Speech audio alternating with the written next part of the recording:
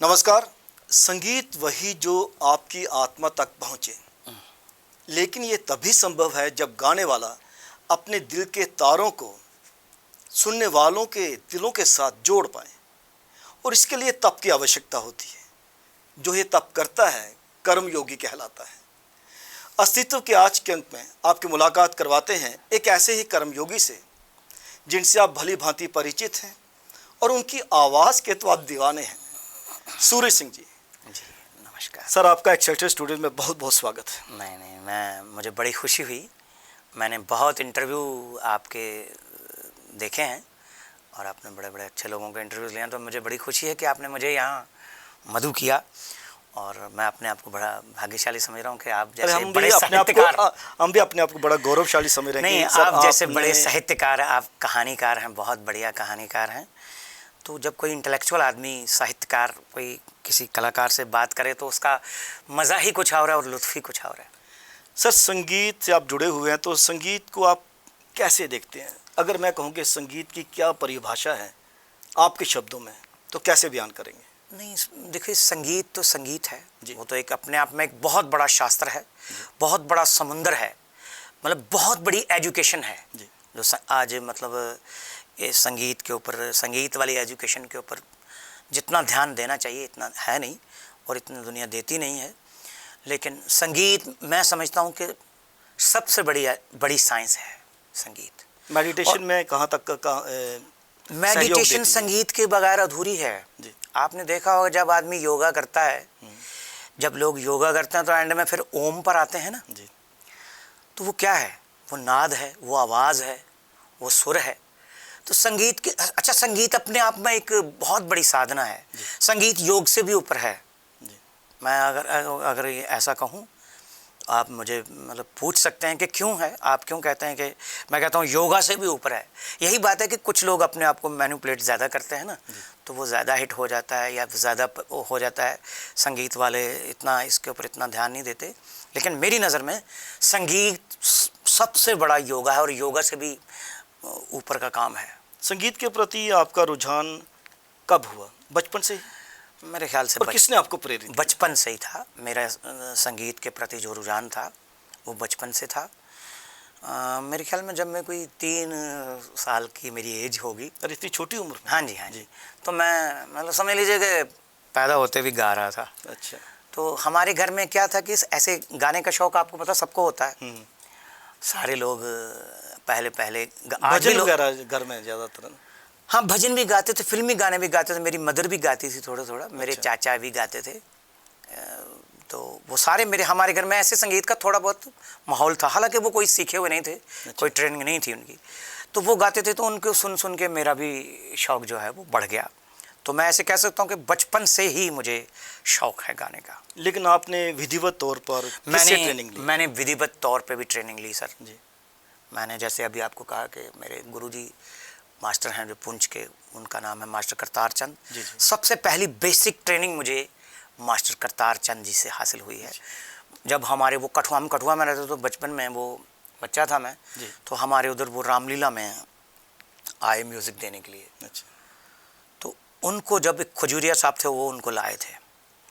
तो वो जब हमने उनका गाना सुना, मुझे बताया गया कि कोई मास्टर जी आए हैं, बहुत बढ़िया हारमोनियम बजाते हैं और गाते भी बहुत अच्छा है। अच्छा। तो मुझे उनका गाना सुन के बहुत अच्छा लगा मास्टर करतार जी का। तो मैं उनके पास चला गया। ऐसे वाकफित हो गए, वो 10-12 दिन रहे कठुआ में। अच्छा। तो मैं उनके पास ही बैठता था। तो मुझे इतना शौक़ पड़ गया कि गाना, ऐसे तो मैं गाता था, क्योंकि आप जानते हैं गाना वैसे भी जो होता है वो नेचुरल होता है। बिल्कुल। अंदर हो तो तभी आदमी सीख सकता है। बिल्कुल। तो मैंने मतलब फिर मैं बाद में उनके घर में भी रहा। अच्छा। मास्टर जी के घर में पुंछ चला गया मैं। तो इसको गुरु शिष्य परंपरा के तौर पर लिया जा सकता है? देखिए, क्योंकि आप शिष्य, हाँ, वो गुरु मतलब मैंने ऐसे समझ लीजिए जैसे गुरु शिष्य परंपरा के तहत ही सीखा है। मैं उनके घर में रहा जी। उनके घर में रहकर मैं 2.5-3 महीने रोज़ रियाज मुझे वो कराते थे, सरगमों का अभ्यास कराते थे। मैं ऐसे कह सकता हूँ कि मेरी बेसिक ट्रेनिंग उनके घर में हुई है, और वो गुरु शिष्य परंपरा ही थी। क्योंकि जैसे गुरु शिष्य परंपरा का मतलब क्या होता है कि शिष्य जो है, गुरु जो है, वो अपने शिष्य को अपने घर में रखता है और बाकायदा उन्होंने सब कुछ देना है, खाना भी खिलाना है, सब कुछ प्यार करना, अपने बच्चों की तरह रखना, अपने भाइयों की तरह रखना। तो मैं समझता हूँ कि ये बहुत बड़ी गुरु शिष्य परंपरा है। और उसके बाद फिर मैंने और भी सीखा। फिर मैं इधर आ गया, हमारे इधर अम्फाला में एक ब्लाइंड स्कूल था। जी जी। वहाँ मेरे 3 गुरु थे। अच्छा। 2 गुरु तो संगीत के थे, एक एजुकेशन के गुरु थे, मास्टर उनका नाम था। जो संगीत के गुरु थे उनका नाम भी लेना मैं बड़ा ज़रूरी समझता हूँ। बिल्कुल बिल्कुल सर। उनका एक गुरु थे, उनका नाम था मास्टर सोमराज दुबे।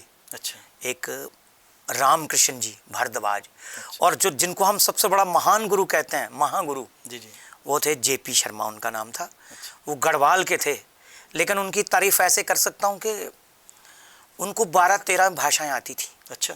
थे वो गढ़वाल के। अच्छा। लेकिन कश्मीरी, डोगरी, पंजाबी, गढ़वाली, पता नहीं क्या क्या, तमिल, तेलुगु, इंग्लिश पता नहीं कितने प्रकार की वो बोलते। भाषाओं पे महारत हासिल ऐसे ब्लाइंड। हाँ, यही तो कमाल है, यही तो उनका कमाल था। उनको इसीलिए हम महागुरु कहते हैं। और उसके बाद मैंने यहाँ कश्मीर के, उनको आदि गुरु कहा जाता है, उनका नाम है पंडित जगन्नाथ शिवपुरी साहब। उनसे भी मैंने सीखा। अच्छा। उनके पास भी मैं 7 साल रहा। सीखी मैंने वही 4-5 बंदिशें उनकी, क्लासिकल। हाँ क्लासिकल। लेकिन क्लासिकल उनकी साथ रह के, उनके जो वो अपने शिष्यों को तैयार कराते थे, तो मुझे बाकायदा अपने साथ रखते थे, उनके साथ हारमोनियम मैं प्ले करता था। अच्छा। तो बहुत उनसे भी मैंने सीखा। और एक मैं अपने गुरु जिनको कहना चाहता हूँ, दिल्ली के हैं, उनको भी मैं गुरु मानता हूँ।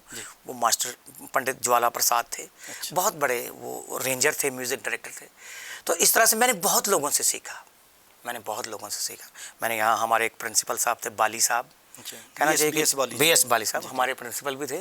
उनके पास भी मैं 2 महीने गया सीखने के लिए। तो फिर बाद में उन्होंने अपना मकान चेंज कर लिया, फिर मेरे लिए जाना मुश्किल हो गया। तो इसलिए मैंने इतने लोगों से संगीत सीखा और आज भी सीख रहा हूँ। और सबसे बड़ी मेरे लिए खुशकिस्मती ये है कि उसके बाद ईश्वर ने मुझे नौकरी ही वैसी दे दी जहाँ मुझे संगीत सिखाना है लोगों को।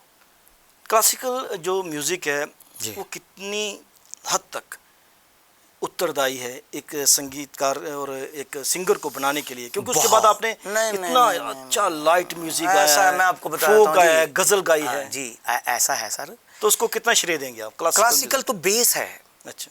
जिस आदमी का बेस स्ट्रांग है वो सब कुछ गा सकता है। तो क्लासिकल एक बेस है। मैंने बाकायदगी से सुरों को समझा है, संगीत को समझा है।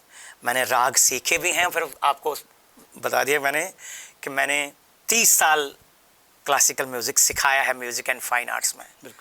तो हमसे सीखे हुए बहुत लोग यहाँ इंटरव्यू भी दे चुके हैं आपके पास। दर्शकों के साथ मैं एक बात साझी करता चलूँ कि बेशक सूरज सिंह जी ने क्लासिकल म्यूज़िक सीखा है और सिखाया भी है, बिल्कुल, लेकिन इसके साथ ही इन्होंने जिस शिद्दत के साथ डोगरी फोक म्यूज़िक को गाया है, गज़लें गाई हैं, लाइट म्यूज़िक गाया है, तो अपने आप में लीजेंड बने हैं आप सर। आपको वैसे क्या गाना अच्छा लगता है? नहीं, मुझे मतलब देखिए, मैंने क्लासिकल की बात की, वो तो बेस है, वो तो गाना ही गाना है, वो ग्रामर है। अगर कोई भी भाषा आपने सीखनी हो तो जब तक आपको ग्रामर नहीं आएगी आगे नहीं बढ़ सकते। वो बोलेंगे चाहे आप बहुत बढ़िया गाते हैं, चाहे देखिए सड़क शाप लोग भी होते हैं जो ट्रकों में, गाड़ियों में, ट्रेनों में गाते हैं बेचारे, वो भी होते हैं। लेकिन उनमें और हमारे जैसे लोगों में ये हाँ हो सकता है वो भी सीखे हुए हों बेचारे, लेकिन हालात के कारण उनको ऐसे करना पड़ा। सुर नहीं लगते उनसे, फिर वो मतलब उनका पता लग ही जाता है कहीं ना कहीं से कि वो अनसीखे हुए हैं या वो उनको इतना नहीं है। तो हमारे जैसे लोग होते हैं जो बाकायदा उस्तादों के चरणों में बैठते हैं, उनका आशीर्वाद लेते हैं, संगीत समझते हैं, सीखते हैं, सुनते हैं, तो वो अपने आप में एक बहुत बड़ी बात होती है। डोगरी फोक म्यूजिक की बात करें तो बहुत बात हम करेंगे, आप चाहें तो मैं गा के बता देता हूँ थोड़ा सा। अगर डोगरी फोक म्यूजिक तो कोई गाना ऐसे कोई आप डोगरी गीत बोलें या डोगरी फोक सॉन्ग बोलें जो आपको बहुत अच्छा लगता हो, फोक सॉन्ग कोई भी? नहीं, हाँ फोक सॉन्ग तो बड़े बड़े अच्छे हैं हमारे। मैं एक आपको सुना देता हूँ जी। एक फोक सॉन्ग है जी।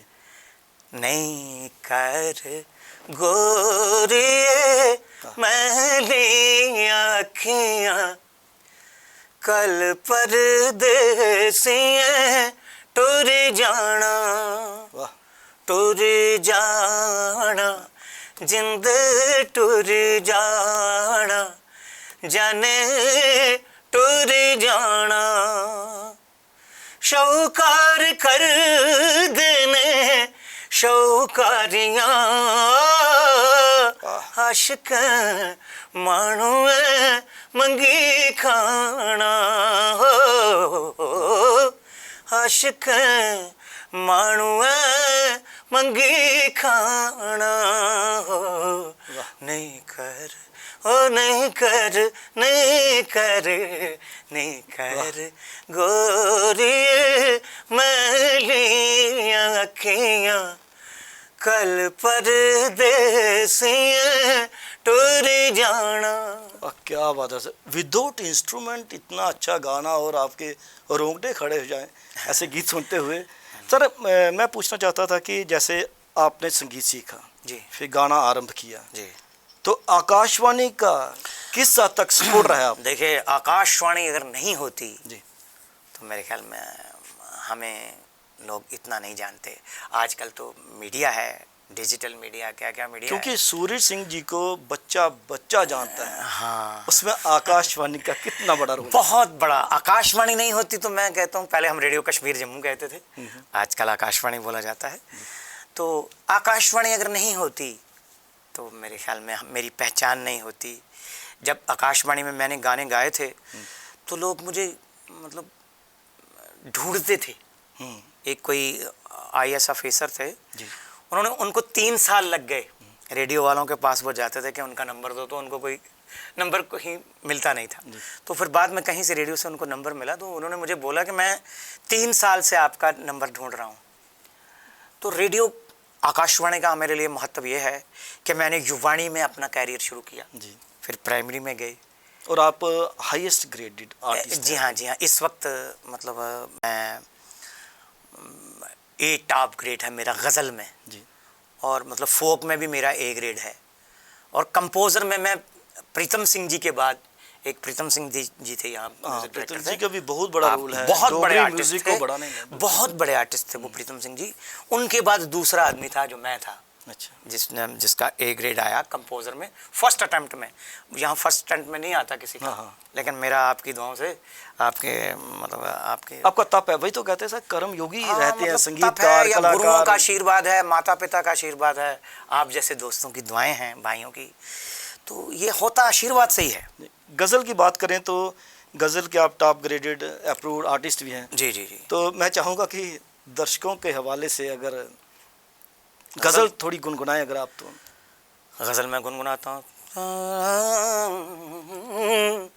एक मेरी अपनी ही कंपोजिशन एकदम से, हाँ, मतलब दूसरी जगह आना टफ है बहुत ज़्यादा, ये फोक से सीधे गज़ल पे। माता की आशीर्वाद है, गुरुओं का आशीर्वाद है। धुन भी तो याद रहनी चाहिए। धुन भी मेरी है अपनी एक।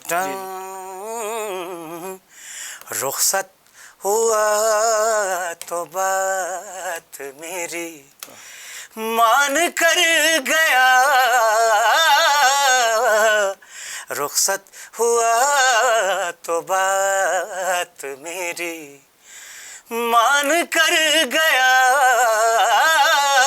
अपने तमाम दर्द मुझे दान कर गया। वाह, क्या बात है। रुखसत हुआ तो बात मेरी। क्या बात है सर। क्योंकि आपके पास टाइम कम है, तो वरना तो सर जैसे आपने गज़ल भी गाई, आपने लाइट म्यूजिक भी गाया, फोक भी गाया। से सर थोड़ा थोड़ा सब कुछ गा लेता हूँ। आप मुझसे फिल्मी गाना सुन लीजिए, तो फिल्मी गाना सुना दीजिए, कोई पॉपुलर सॉन्ग जो आपको अच्छा लगता है। हिंदुस्तान के जो पहले सुपरस्टार थे जी, वो आप जानते हैं कौन थे? राजेश खन्ना। हाँ, राजेश खन्ना, जी जी जी। तो उनका गाना मैं गाता हूँ, एक फिल्मी गाना गाया होगा किशोर जी ने, गाया किशोर कुमार जी ने, क्योंकि राजेश कुमार जी को हिट करने में उस गायक किशोर दा का बहुत और बड़ा। सबसे बड़ी बात फिर एक और भी आपको बताता हूँ, आपको मालूम होगा, आपका गाना भी मैंने गाया था। और मेरे टीचर गाने गाए। कहानियाँ तो लिखते हैं, लेकिन मुझे पहली बार पता चला कि वो शायरी भी कर लेते हैं। मेरे लिखे हुए आपने 2-4 सीरियल में भी गाया और रिसेंटली जो एकेडमी का पता नहीं मुझे, लेकिन एकेडमी में मैंने ब्रिजमोहन जी की कंपोजिशन एक आपकी गाई थी। तो पहले एक फिल्मी गाना किशोर दा का सुनाता हूँ।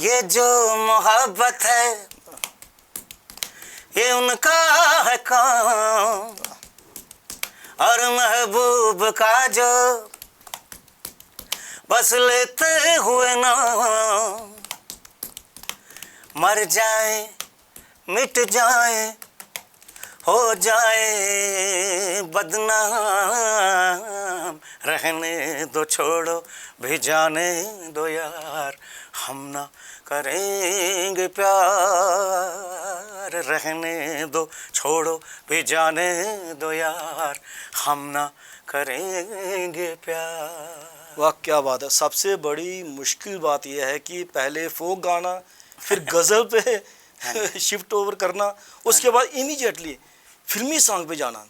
सबके दिमाग में धुन भी आनी चाहिए, बोल भी आने चाहिए। मैं आपको एक बात बताऊं, बड़ी कितना मुश्किल है, लगता है आपको मुश्किल या आदत हो गई है? आदत हो गई है, जैसे मतलब कहते हैं ना कि आदत खो कंप्यूटर की तरह चलता है। हाँ, जैसे गाड़ी चलाते हैं तो अपने आप मोड़ भी, अपने आप मोड़ आप काट लेते हैं, अपने आप गियर लगाते हैं, अपने आप क्या, लेकिन इसके लिए सब तप की जरूरत है, बहुत नहीं मेहनत तो होती है। मैं आज भी मेहनत करता हूँ। मैंने आपको बताया था ना कि मेरा ओढ़ना बिछाना सिर्फ संगीत है। मैं जब अपनी लहर में होता हूँ तो कई बार मुझे मेरी बीवी बोलती है कि क्या तुम रहने दो, अलग सी दुनिया रहती बोर मत करो, मैं संगीत में हूँ। तो वो कहते हैं घर में भी संगीत, सब में संगीत। तो मतलब संगीत ये है ना, मुझे जैसे कहते हैं ना कि जैसे एक बार राज कपूर जी ने कहा था कि मुझे फिल्मों के अलावा और कुछ नहीं आता, हम फिल्मों के बगैर कुछ और सोच ही नहीं सकते। तो ऐसे ही मेरा काम है, मैं संगीत सुनता हूँ, संगीत सीखता हूँ, संगीत सिखाया है 30 साल, अब रिटायर होने वाला हूँ। तो मतलब मेरे लिए ये बहुत बड़ी बात है। संगीत में रच बस चुके हैं आप। बिल्कुल जी बिल्कुल। सर मैं एक चीज़ आपसे जानना चाहता था, जैसे आप जब आकाशवाणी के लिए गाते हैं स्टूडियो में, जी जी, उसके बाद दूरदर्शन में गाते हैं तो वहाँ पे विजुअल आते हैं, तो उसमें भी स्टूडियो में आप गाते हैं। हाँ, लेकिन उसके बाद जब आप स्टेज पे परफॉर्मेंस करते हैं, आपको दिली तौर पर जो संतुष्टि मिलती है, आत्म संतुष्टि, लाइव परफॉर्मेंस से ज़्यादा है, स्टूडियो में कमर्शियल गाने में ज़्यादा है, आकाशवाणी में ज़्यादा है, या दूरदर्शन के लिए? ऐसा है ना जी, हर उसकी अपनी अपनी अहमियत है। लाइव गाने में ये रहता है कि लोग सामने सुनते हैं और उसका रिएक्शन एकदम से पता लग जाता है, और गलती की गुंजाइश नहीं है उसमें, गलती की गुंजाइश नहीं, गलती की तो कहीं भी गुंजाइश नहीं है। लेकिन लाइव में ये होता है कि आपको पता लग भी जाता है कि लोग ध्यान भी दे रहे हैं या नहीं सुन रहे हैं, या सुन रहे हैं, या उसके बाद हमें क्या आइटम गाना चाहिए जिससे लोग। अच्छा, उसके बाद आप ऑन स्पॉट चेंज भी करते हैं आइटम? हाँ, कोई भी रिस्पॉन्स देख के। अभी भी जैसे अभी भी हमने किया, आपने बोला ये तो हम अच्छा ये बोल दिया, तो ऐसे गाना वहाँ हो जाता है। लेकिन स्टूडियो में गाने से, स्टूडियो में टोटल मतलब अपनी वॉइस को ही आपने प्रोजेक्ट करना है। मतलब वहाँ कोई एक्शन नहीं है, कोई कुछ नहीं है, हाथों का नहीं है, तो वो काम भी बहुत मुश्किल है। बाकी सीरियल में भी गाए हैं हमने गाने मैंने। तो सीरियल में मैं एक बार, वो लकी है ना हमारे लकी जी, अरविंद आनंद जी, तो मैं उनके साथ बैठा था, तो एक लड़की ने उनको बोला जी मेरे सामने आके, कहने लकी जी जो आपने फलाना गाना जो अरविंद जी गाया है ना, वो आपने बहुत अच्छा गाया है। तो गाने वाले साथ बैठे हुए हैं। और लकी जी ने कहा नहीं, गाया इन्होंने है, मैंने एक्टिंग की है। लिप तो मूवमेंट मुझे अपने आप में एक बड़ा सुकून मिला कि चलो मेरा गाना ऐसा है कि बंदे ने, किसी को लगा है कि ये इन्होंने गाया है, तो मेरे लिए एक बहुत बड़ी बात थी। म्यूज़िक की बात करें तो जैसे आपने गाने तो गाए ही, लेकिन उसके साथ ही म्यूज़िक एक और जगह बहुत बड़ा रोल प्ले करता है, वह है थिएटर, रंगमंच। रंगमंच के लिए काफ़ी, मैंने 40 साल हो गए मुझे बलवंत ठाकुर साहब के उसमें ग्रुप में म्यूज़िक देते हुए, गाते हुए। कौन कौन से ऐसे जो नाटक हुए जिनमें आपने म्यूज़िक दिया? मैंने थिएटर उनके बड़े सारे, कम से कम 10-15 नाटक हैं, जैसे उनके घुमाई है, अच्छा, उसमें भी म्यूज़िक। घुमाई तो इंटरनेशनल तक गया वो। जी जी हाँ, उसके भी बड़े किस्से हैं कमाल के। अच्छा, तो वो जब गए, एक बार कलकत्ता गए जी, तो कलकत्ता मैंने कलकत्ता गाना गाया जब जी, उनके घुमाई सीरियल में गाना गाया, ड्रामे में गाना गाया। तो वहाँ बलवंत ठाकुर जी के पास कुछ लोग आए, मेरे लिए देखिए बहुत बड़ा कमेंट है। और कलकत्ता के लोग, कलकत्ता में जो लोग गाना बंगाली कल्चर, बहुत रिच है। तो उन्होंने कहा कि ठाकुर साहब आपकी वैसे सारी टीम बड़ी क्लास है, कमाल के आर्टिस्ट हैं आपके, लेकिन आपके साथ जो ये बंदा है, ये हीरा है म्यूजिक वाला, इसको कभी अपने आप से अलग मत करना। ऐसे लोग थिएटर में नहीं होते, बड़े कम होते हैं। बिल्कुल। तो मुझे अपने आप में एक बड़ा अच्छा लगा कि यार चलिए ऐसे बड़े सारे किस्से हैं। जब आप किसी भी फोक बेस प्रोडक्शन के लिए जी म्यूजिक देते हैं तो उसमें रिसर्च भी रहती है? बिल्कुल, पूरा समझना पड़ता है जी। जैसे मैं आपको बताऊं कि घुमाई ड्रामे में एक और भी बड़ा अच्छा किस्सा था। जब वो ड्रामा बना रहे थे तो उसमें एक सीन आ गया कि दुल्हन को बहुत प्यास लगी होती है, तो वो बड़ी ऊपर पहुंच जाती है पहाड़ियों पे, तो वहाँ पानी का अरे वो क्या जबरदस्त साधन नहीं कंपोजिशन होता है ना। तरे। हाँ जी, नहीं वो भी जिसमें मेरा भी सीन था। हाँ बिल्कुल। तो वो बना रहे थे, वो कह रहे कोई गाने वाला होगा जो अंदर जाएगा, दो गुजर होंगे तो वो गाना गाएंगे। तो मैं चाहूँगा कि अगर वो थोड़ा वो भी सुना दूंगा मैं, चिंता ना करें। जी। तो वो सीन मैंने किया था। मेरे साथ शुशु जी थे, सुरेश जी गुजर बने थे, मैं भी उनके साथ एक गुजर था। तो उनके सर पे एक वो बाटी सी होती है, अच्छा। तो वो उधर से गाना गाते गाते गुजर आते हैं। तो आप बोलें तो मैं वो भी सुना वही बिल्कुल जो मैंने उस वक्त गुजर में अलग अलग कलर आ जाएंगे ना। हाँ 3 मिनट का सीन है, थिएटर म्यूजिक भी आ जाएगा इसमें। यस बिल्कुल 3 मिनट का सीन है मेरा। तो उसमें मतलब मेरा और शिशु जी का सीन है, बलवंत जी ने उसको कंसीव किया था। तो फिर मैं ये कहानी सुना रहा था कि जब वो बोल बना रहे थे तो बोल के कौन जाएगा। अब ब्रिजमोहन जी तो जा नहीं सकते थे, वो सिंगर तो है नहीं, वो कंपोजर हैं। मैंने कहा जी मैं जाऊँगा। अच्छा। बस मैंने ऐसे बोला मैं जाऊँगा, तब से मैं फंस गया। कम से कम 200-250 शो हो गए उसके। तो एज एक्टर भी आपकी एंट्री होगी स्टेज पे। और उसके लिए भी मेरे लिए बड़ा अच्छा एक तजर्बा हुआ। एक दिल्ली में कोई इंग्लैंड में थिएटर करते थे हस्बैंड वाइफ। अच्छा। एक बार हमने दिल्ली में किया शो, तो वो मेरे पास आ गए, कहने लगे सर आप इतना अच्छा गाते हैं, एक्टर तो कभी इतना अच्छा गाते ही नहीं जितना अच्छा आप गा लेते हैं। आपने कहा मैं बेसिकली सिंगर हूँ। ना मैंने नहीं बोला जी। मैंने कहा नहीं मैं एक्टर ही हूँ मैं। तो ड्रामा तो करना पड़ता है। अगर आप बोलें तो मैंने उनको नहीं बताया कि मैं सिंगर हूँ, मैंने कहा मैं एक्टर हूँ, मैं कोशिश कर लेता हूँ, मैंने कोशिश की है। तो अब अगर बोलेंगे तो वो मैं डायलॉग सुना देता हूँ। वो वाला सीन जो है, जो मैं गाना गाते गाते आता हूँ, गुजरी जी ऐसे दूर से आवाज आती है। अगर आपने देखा हो सिलेला, मेरी शक्ल नहीं दिखी होगी आपको? नहीं मैंने देखा था। हाँ तो वो ऐसे था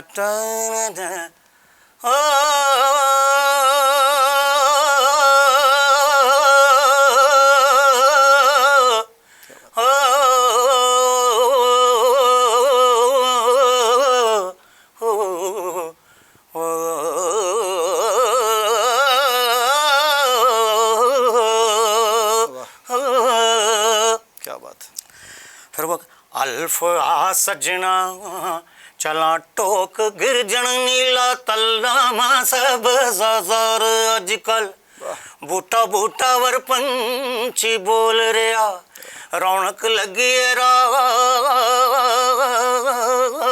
पर अजकल। क्या बात है।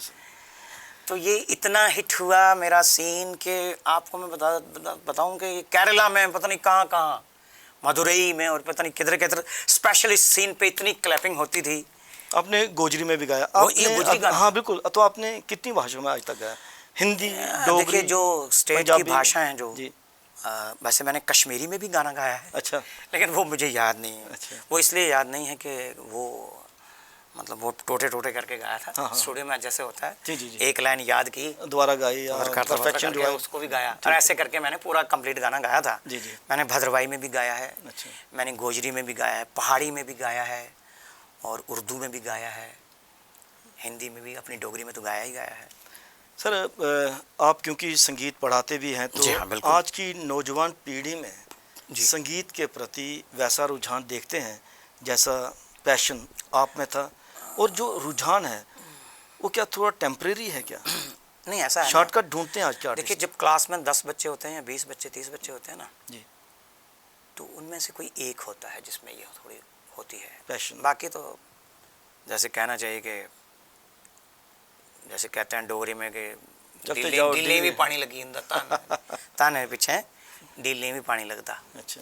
तो ऐसे होता है। बाकी आजकल डिग्री लेने के लिए लोग आते हैं, संगीत आजकल डॉक्टर बनने के लिए आते हैं, और आपके पास कितने डॉक्टर आए होंगे इंटरव्यू देने के लिए यहाँ, लेकिन वो ऐसे मुंह नहीं खोल सकते सूर्य सिंह की तरह। बिल्कुल उसमें तो खोल सकते हैं तो बताइए। नहीं तभी तो मैंने कहा अगर किसी ने खोला है तो मुझे बताइए। कर्मयोगी मैंने नहीं देखा किसी को खोलते। नहीं सही बात है, क्योंकि वो मेरे गुरुजी एक पढ़ाते थे, एक शब्द एक लाइन वो कहते थे पढ़ाते पढ़ाते कि आदमियत और शय है और इल्म कुछ और शय, लाख तोते को पढ़ाया फिर भी हैवान ही रहा। बिल्कुल तोता तो वही बोलेगा जो पढ़ाया गया, उसके आगे नहीं जा सकता। नहीं जा सकता। सर अंत में एक और फोक जो आपको दिल से प्रिय हो, हाँ हाँ हाँ, हम सभी को आपके सारे गाने प्रिय हैं जो आपको अच्छा लगे और जिसके इमीडिएटली आप धुन भी थोड़ी सी याद कर पाए। बिल्कुल जी, इमीडिएटली क्या, हाँ, मतलब जैसे मैंने एक गाना गाया था, जी। अपनी तर्ज थी। फोक में क्या है, तो होता है कि फोक और लाइट गाने में और फोक में ये फ़र्क है। जी। अगर आपको दर्शकों को, आपको तो सब पता है, दर्शकों को नहीं पता है, जी, तो जी। मैं ये बता देता हूँ सुनने वालों को, देखने वालों को, कि फोक वो होता है, फोक की और लाइट की डेफिनेशन ये है कंपोजिशन की, कि फोक अपने आप आता है, बिल्कुल, वो अपने आप, जैसे कहते हैं कि सोचता है वो, बिल्कुल और लाइट जो कंपोजिशन हम बनाते हैं वो सोच के बनानी पड़ती है, बिल्कुल। उसमें सोचा जाता है, सिचुएशन होती है कि इसमें ये होगा तो ये होगा तो ये होगा। तो आपको फोक सुनाता हूँ, जी, जी। आपकी फरमाइश है एक और जी, फोक जी। गाने की, तो मेरी अपनी धुन ही एक सुना देता हूँ। जी। ठेकेदार निये पानी तवियदा पीना, ठेकेदार निये पानी तवियदा पीना, ठेकेदार निये टकड़ू नाग बल बल चढ़ना, ठेकेदार निये टकड़ू नाग बल बल चढ़ना, ठेकेदार निये मोये पानी तवियदा पीना। क्या बात है सर। तो अब मैं चाहूँगा कि दर्शकों को जो संगीत सीखना चाहते हैं इररिस्पेक्टिव ऑफ एज, जी जी, क्योंकि एक तो नौजवान पीढ़ी है वो सीखना चाहती है, या बड़े होकर भी कुछ लोग सीखना चाहते हैं, नहीं नहीं नहीं नहीं, संगीत तो किसी वक्त भी सीखा जा सकता है, लेकिन उसके लिए इनबॉर्न टैलेंट उसके लिए होना आपको कितना कोई जरूरी है? उस्ताद, हाँ, बॉर्न टैलेंट तो होना ही चाहिए, वो तो है ही है। क्या लेकिन सिर्फ सीख के आ सकता है? सिर्फ सीख के नहीं नहीं नहीं नहीं नहीं, गाना नेचुरल होता है। जब हमें सारे गामा का भी पता नहीं था मुझे, मैं तब भी ऐसा ही गाता था। आपने एक बहुत बड़ा सवाल मुझसे पूछा था कि आप कैसे कर लेते हैं ये। जी जी। जब हमें कुछ भी नहीं आता, शिफ्ट ओवर इतना टफ है। आज तो मतलब ये कहें कि थोड़ा बहुत चलो आटे में नमक डालना आ जाता है, या मतलब कुछ भी कहिए थोड़ा सा, इतना समझने की सीखने के बाद, क्योंकि सीखना तो पूरी उम्र बंद नहीं होता, बंदे का सीखना ही रहना है। लेकिन ये मैं तब भी वैसा ही गाता था, तब मैं इससे भी अच्छा गाता था। आज तो फिर भी सोचना पड़ता है कि गाते गाते कोई सुर आगे पीछे ना हो जाए। तब बिंदास गाता ना, बिंदास गाते थे और बढ़िया गाते थे। और ये जो ऐसे बगैर बाजे के, बगैर साज के गाने की प्रैक्टिस हुई है, ये वैसे ही हुई है। हमें लोग गलियों में पकड़ लेते थे, मुझे सड़कों पे चलने नहीं देते थे, गाओ गाना नहीं जाने देंगे। एक बार एक बात आदमी ने मुझे घेर लिया पुल पे। अच्छा। हमारे उधर कठुआ में एक पुल था, छोटा सा पुल था, तो वो बंदा कहता मैं तुम्हें जाने नहीं देना, पहले गाना गाओ। मैं कहा मैं नहीं गाना। कहता नहीं गाओ, जबरदस्ती मैं सुन के जाना। मैं कहा नहीं मैं नहीं गाना। कहता नहीं गा। मैं कहा अगर गाना तो फिर मैं तेरे मुंह पे तबला बजाना। मैं कहा मैं तुम्हारे मुंह पे तबला बजा के गाऊंगा। कहता तू गा गाना यार, तू मुंह पर तबला बजा। मैं लेकिन तुम्हारा मैं गाना सुनना चाहता हूँ। तो मैंने उनके मुंह पे तबला बजाया और गाना सुनाया उनको। क्या बात है सर। उम्मीद करेंगे कि जो आपने बातें कही वो दर्शकों में पहुंचेंगी और वो ये भी जानेंगे कि बेसिकली आपने अगर किसी भी कला के क्षेत्र में आगे बढ़ना है तो उसके लिए तब का सीखना बहुत ज़रूरी है। आपको जब तक आप सीखेंगे नहीं, तो ग्रामर नहीं सीखेंगे तो इंग्लिश कैसे बोल पाएंगे। फिर गाएंगे तो सही, लेकिन गलत बोलेंगे, या कोई भी भाषा जैसे पहले भी कहा, तो वो गलत बोलेंगे तो क्रिटिसिज्म बहुत ज़्यादा होगा। हाँ। अच्छा, गाने की भी नॉलेज होनी चाहिए और फिर साहित्य की भी नॉलेज होनी चाहिए। आपको समझना चाहिए जिन शब्दों को आप गा रहे हैं उसका मतलब क्या है, या उसका सही उच्चारण क्या है। मैं जब बचपन में गाता था ना, मैं गाता था मुख्त में मन को क्यों तरसा है। नहीं वो भी ठीक है, मुख्त डोगरी आ गया। नहीं मुख्त ऐसा था ना, वो हमारी डोगरी भाषा थी, लैंग्वेज थी। मुख्त आ गया। मेरे चाचा जी थे, वो रशिया से पढ़कर आए थे। अच्छा। तो वो मेरी माता को कहते थे कि भाभी जी गाता तो लड़का अच्छा है, लेकिन ये जो बोलता है ना मुफ्त, इसको मुफ्त बोलना चाहिए। तो हमने वो सीख लिया, हमारे अंदर फीड हो गया बचपन में। हालांकि उन्होंने बोला नहीं कि तुम ऐसे सीखो, लेकिन उनकी बात करने से तो ये कदम कदम पर सीखना पड़ता है। गाना भी सीखिए, अभ्यास करे। नई जनता जो आई है वो अभ्यास करे, म्यूज़िक को समझे, अपने उस्ताद को ही बनाए और बाकायदा समझ कर गाए। तो मैं समझता हूँ कि बड़ा लंबा काम हो गया है। तो आप एक्सेलसियर स्टूडियोज़ में आपने बहुत सारी बातें की जो हम सभी के लिए प्रेरणादायक हैं। हाँ, वैसे मैं एक बात कहूँ जी, एक आध इंटरव्यू मेरा और लेना, ये थोड़ा मज़ा कम आया है। बिल्कुल कंटिन्यूटी में एक और लेंगे। बिल्कुल आपसे और भी गाने भी सुनेंगे। फिर आप एक्सेलसियर स्टूडियोज़ में गाने क्या बातें भी सुनेंगे आप। बिल्कुल आप एक्सेलसियर स्टूडियोज़ में आपका बहुत आपका बहुत बहुत शुक्रिया कि आपने मुझे बुलाया। अस्तित्व के संग में आपने बातचीत सुनी सूरज सिंह से। उन्होंने कहा कि अगर आपको वाकई संगीत के क्षेत्र में अपने आप को इस्टेब्लिश करना है तो आपको संगीत सीखना भी है, लेकिन उसके साथ ही साहित्य भी सीखना होगा। जब तक आपको शब्दों के बारे में पता नहीं चलेगा, आप उनको शब्दों को गानों के रूप में पिरोकर दर्शकों को परोस नहीं सकते। कैमरा पर्सन करण सिंह के साथ राजेश्वर सिंह राजू को आप दीजिए इजाज़त। नमस्कार।